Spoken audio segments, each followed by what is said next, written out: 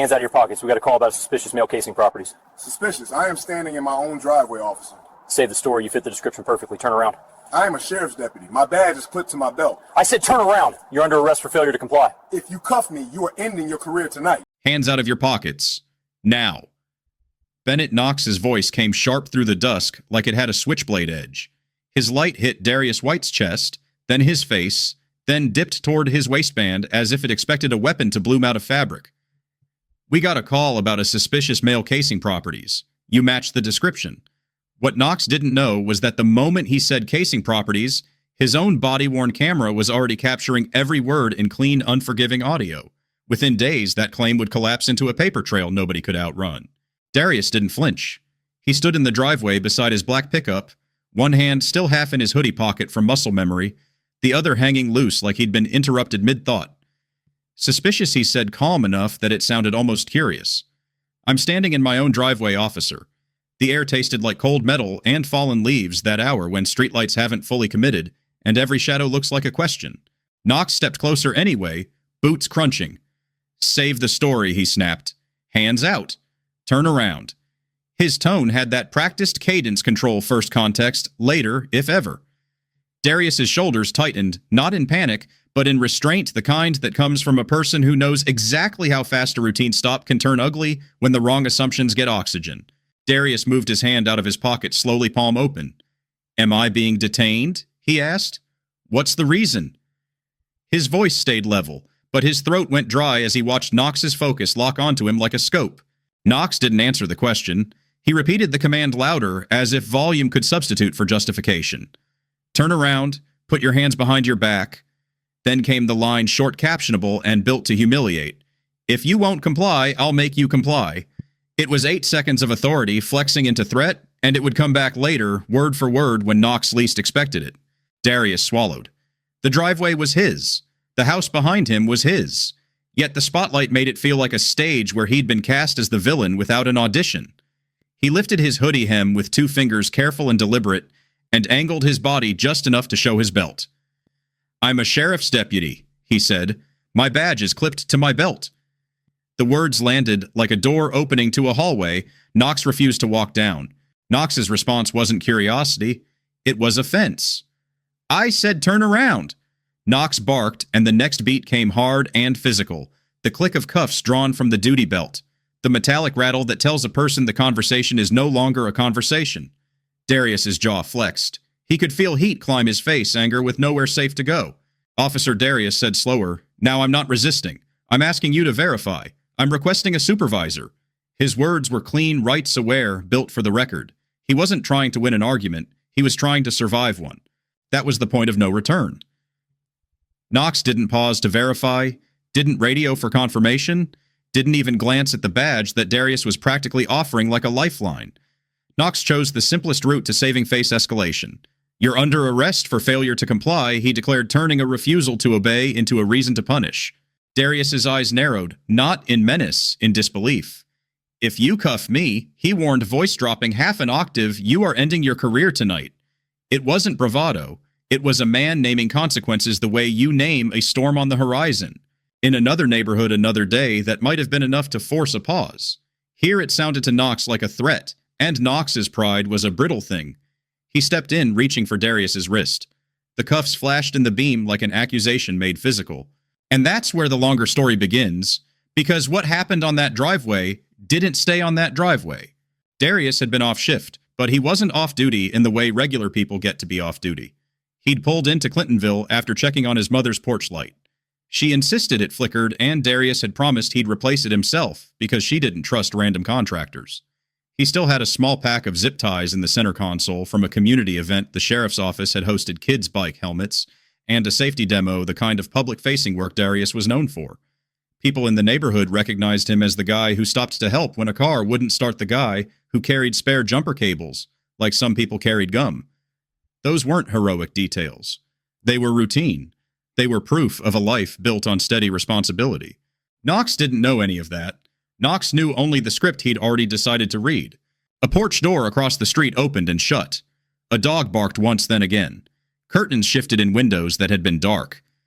The neighborhood woke up to the sound of authority arguing with a man in a hoodie, And that sound pulls witnesses the way a siren pulls traffic.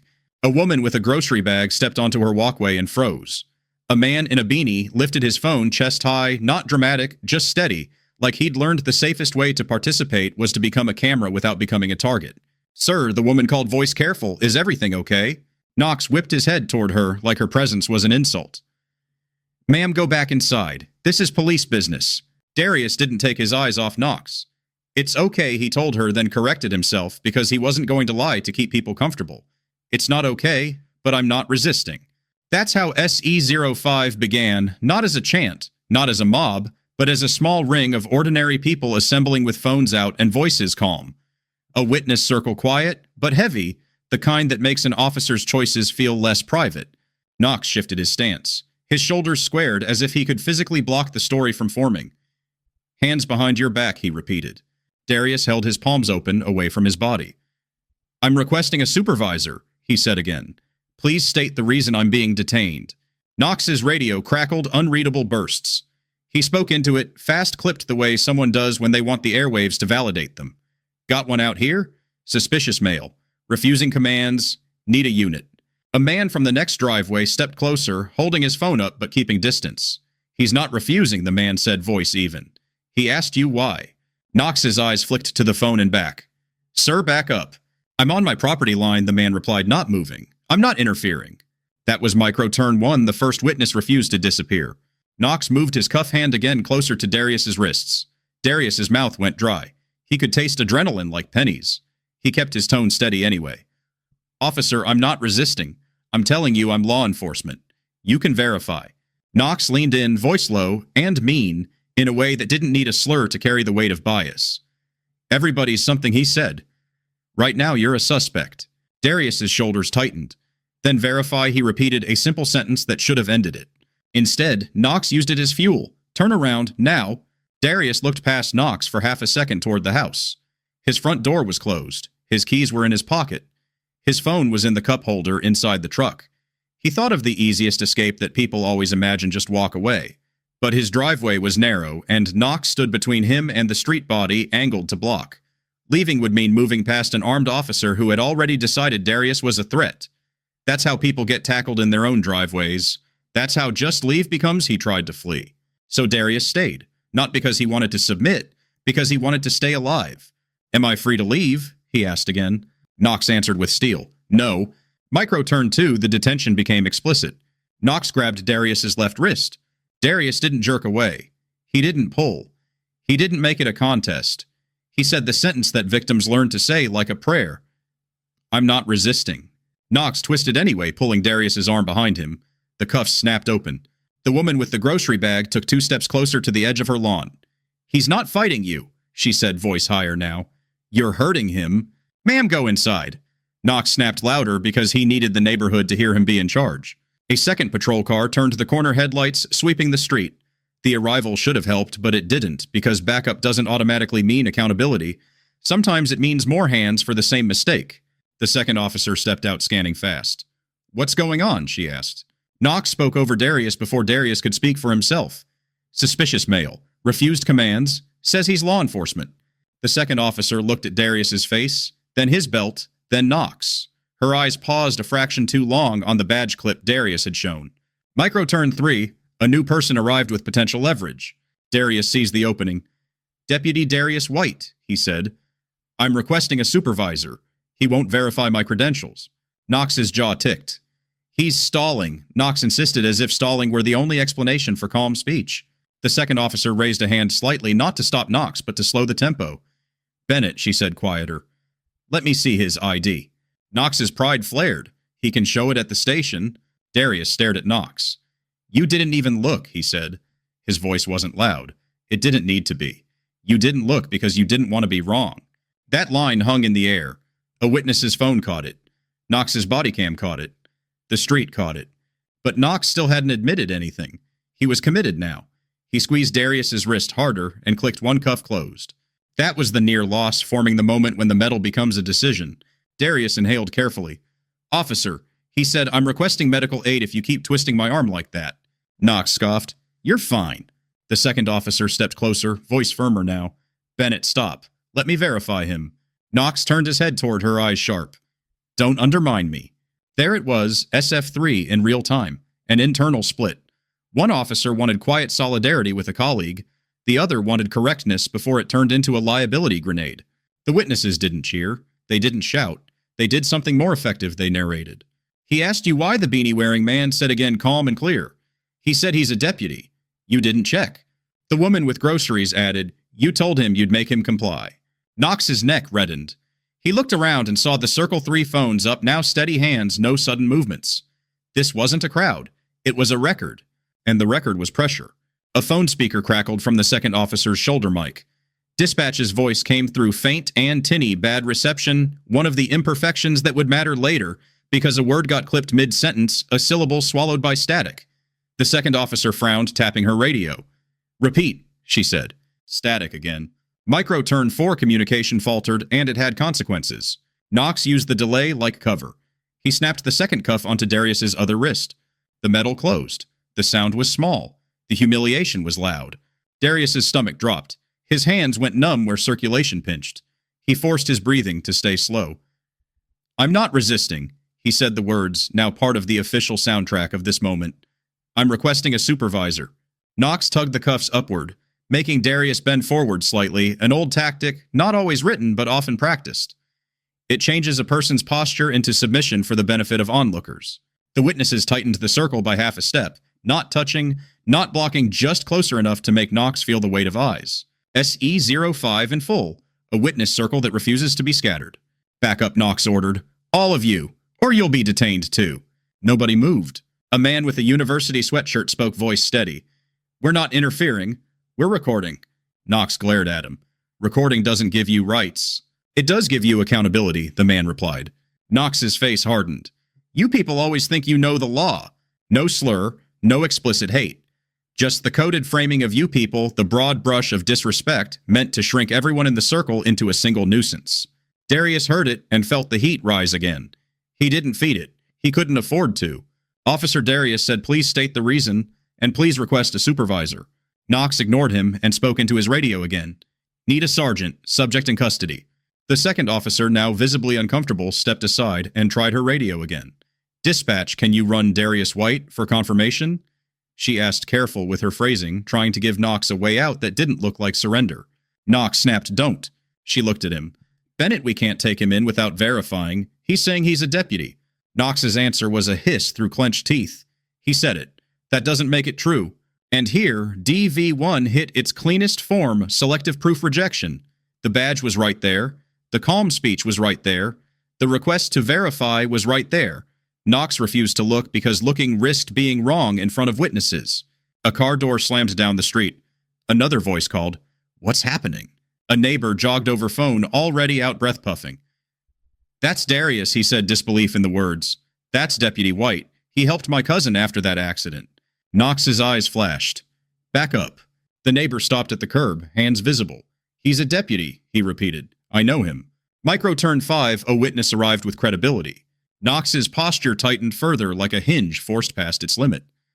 "You don't know what you're talking about," he told the neighbor. "He's being detained." Darius's shoulders trembled, not from fear alone, but from anger he was swallowing so hard it made his throat ache.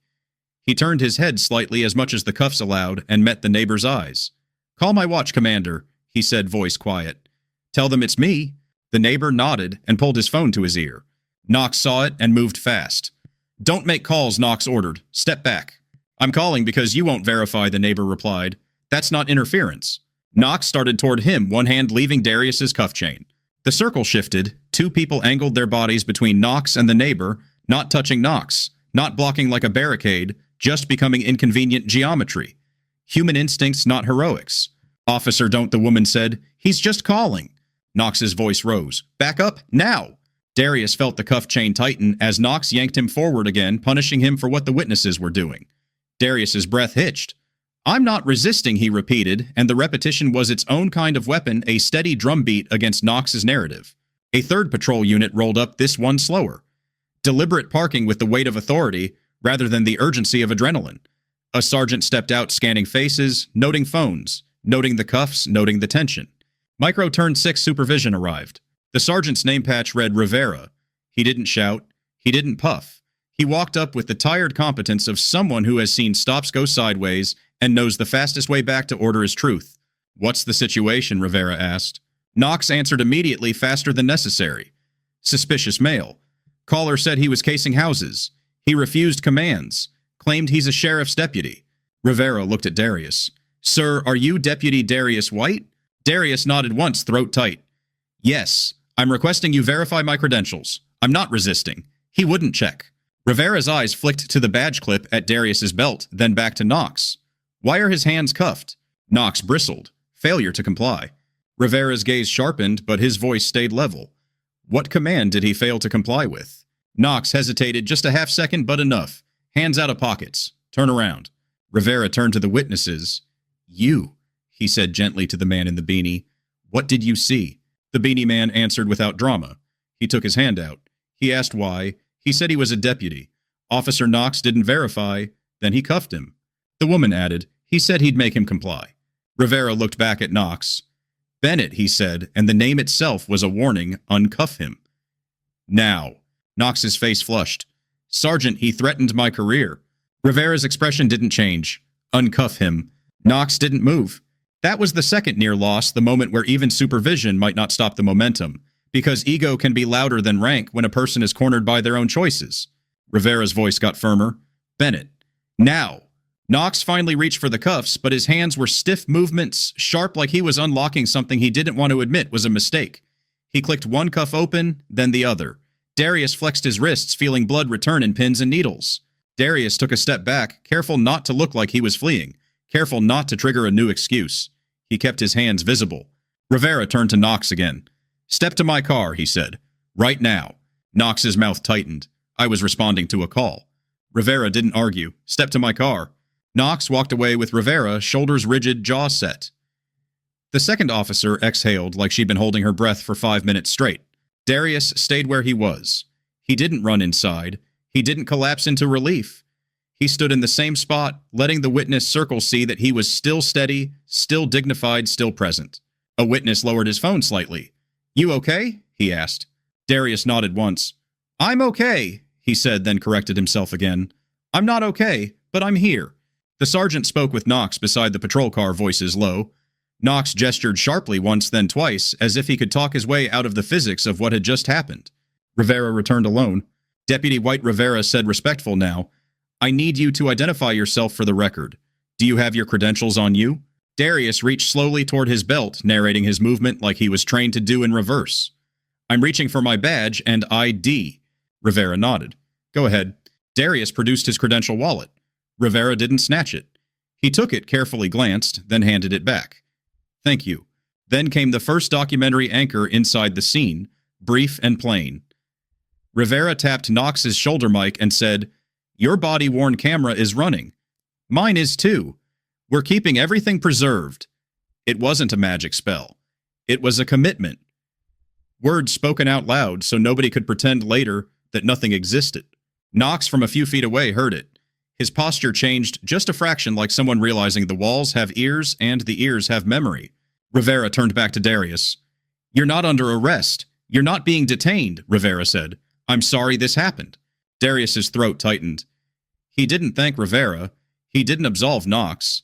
He simply nodded because he needed to keep his emotions from spilling into something Knox could label aggressive. The witnesses held their phones steady anyway. They weren't done. They'd learned that sorry is not the same as accountability. Rivera addressed them next. "I understand you recorded," he said. "Thank you for staying calm. I'm going to take statements if you're willing." The beanie man nodded. "Yeah," he said. "I'll talk."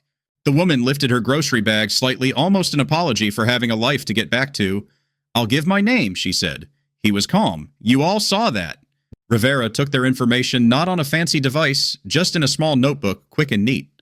The neighborhood quieted by degrees, the adrenaline draining out of the street. Knox stayed by his car, arms folded, eyes hard.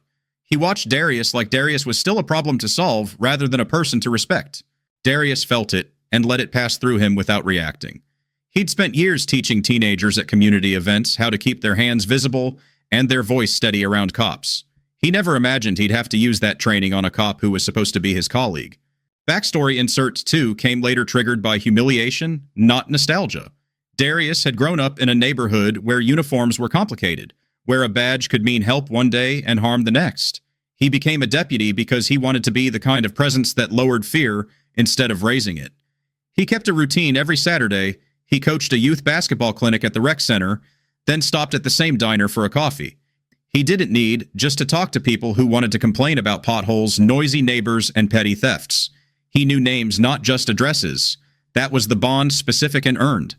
Tonight, standing cuff red on his own wrists, he felt that bond tested like a rope pulled to see if it would snap. Rivera walked back to Knox again, speaking low. Knox's head shook once. Rivera's hand pointed toward Darius's badge clip. Knox looked away. The second documentary anchor entered here inside active scene, and from a different category, Rivera's radio chirped, and he said aloud, "Dispatch has the call logged." The report was suspicious mail, and the address matches this driveway. He didn't embellish. He didn't cite systems. He stated a plain fact that tethered the event to an institutional record. Knox's eyes narrowed. So the caller lied, he muttered. Rivera's reply was flat. Or the caller saw a black man and panicked. Either way, you don't skip verification and go straight to cuffs. Knox's jaw clenched. He didn't comply. Rivera's gaze held him. "You said I'll make you comply," Rivera repeated, voice steady.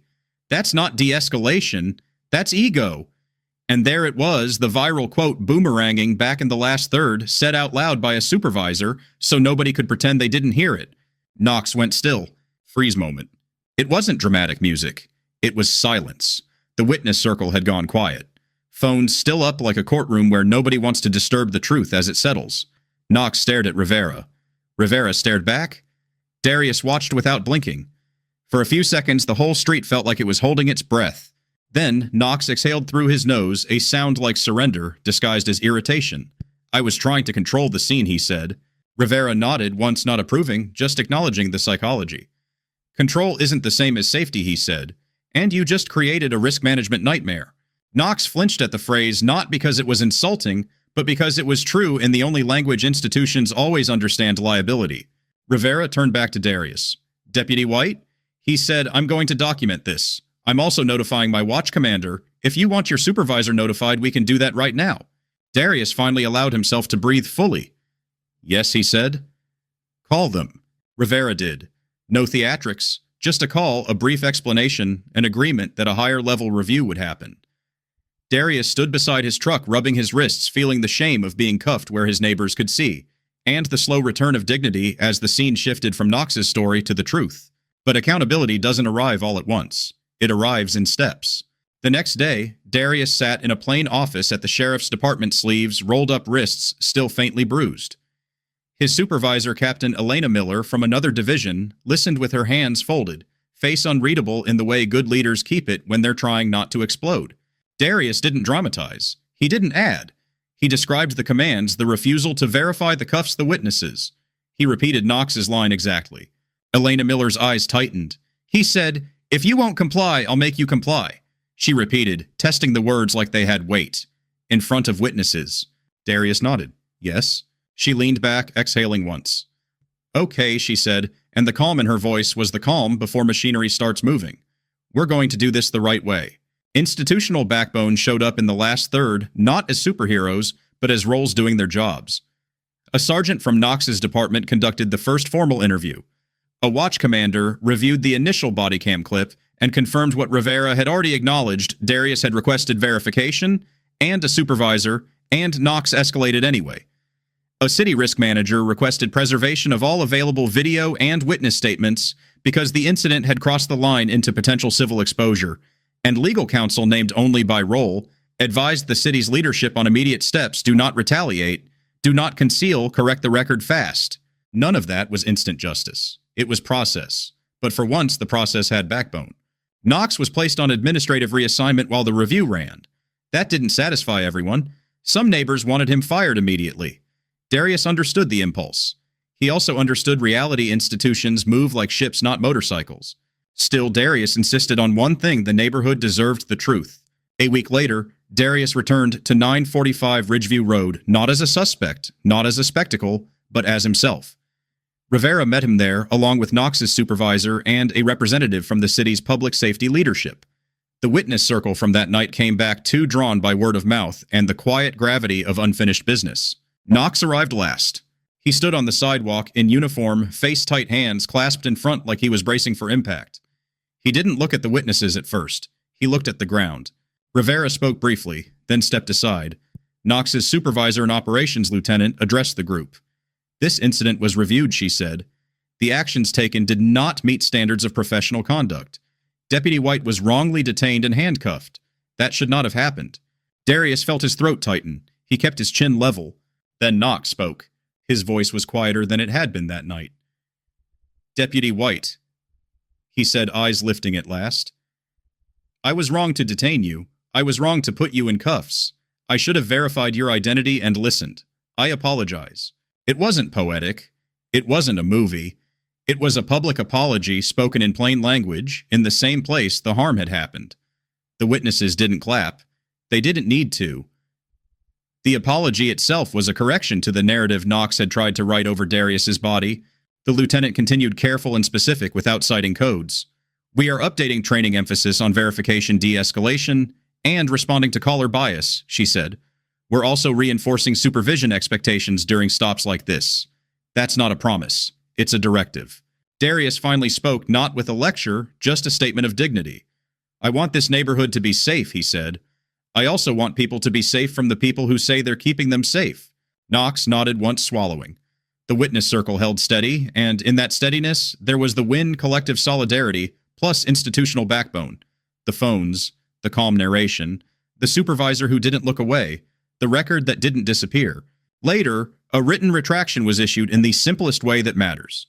Darius's name was cleared in the internal incident summary, and the stop was documented as an improper detention. A training bulletin went out again, not with policy numbers, just with lessons in plain language. Verify identity claims when feasible.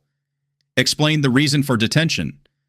Avoid escalation language. Request a supervisor when uncertainty exists. Knox's role was also adjusted no longer. First responder lead on discretionary suspicious person calls until remedial training was completed and a field evaluation period passed. Was it perfect? No. Did Darius still feel that sting when he walked to his truck at dusk? Yes. The body remembers what the paperwork can't erase. But the neighborhood remembered something else too. The circle that held the sergeant who chose truth over loyalty. The moment the line, "I'll make you comply," came back like a boomerang and landed where it belonged. And on that street in Clintonville, the next time someone saw a black man standing in his own driveway, the first instinct wasn't to reach for a phone and call him suspicious. It was to recognize him as a neighbor. What happened to Darius White shows how fast a suspicious person call can turn into a humiliation ritual when verification is treated like an inconvenience instead of a responsibility. It also shows why calm witnesses matter not because they fight, but because they keep the story honest when power tries to rewrite it. Practical takeaways, mandatory. First, if you are stopped, keep your hands visible and use short, clear phrases like, "Am I free to leave?" and "Please state the reason," because clarity protects you when emotions spike. Next, request a supervisor early and repeat, "I'm not resisting if physical control is being applied," because those words become part of the record. Then if you are a witness record from a safe distance and narrate calmly, he's not resisting. He asked why you didn't explain the reason, because calm narration applies accountability pressure without escalating danger. After that, if the situation stabilizes, offer your name for a statement since everyday records often matter more than arguments in the moment. Finally, follow up through official complaint channels and ask that footage and statements be preserved, because process is where outcomes become real. Some elements are selectively fictionalized for education.